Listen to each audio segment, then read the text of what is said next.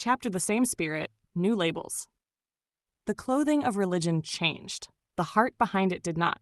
If someone looked at history from a distance, they might believe humanity has evolved beyond the behavior of the ancient world. We have technology, medicine, satellites, microphones, and megachurches. We have podcasts preaching love and sermons discussing forgiveness.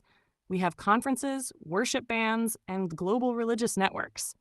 But none of these things prove spiritual growth. They only prove progress in production. What truly reveals the heart of a generation is how it treats truth, especially when that truth confronts them.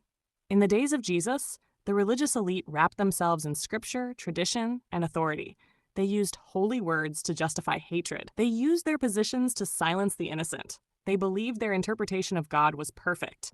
And when Jesus challenged that interpretation, they saw him as a threat. They were not humble enough to learn, not open enough to change, not honest enough to admit they were wrong. Now fast forward 2,000 years. We have different languages, different buildings, different styles, but the same spirit lives in many who call themselves Christian. The spirit that values image over honesty, the spirit that obsesses over rules but ignores compassion, the spirit that uses religion to judge instead of heal, the spirit that fears losing control more than losing truth, the spirit that defends its power even when it's not aligned with God.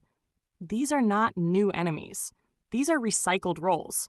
They crucified him once with nails. Today they would crucify him with accusations, videos, edited clips, and public opinion. They would not call for physical crucifixion. The modern world has found a cleaner, faster way: character assassination.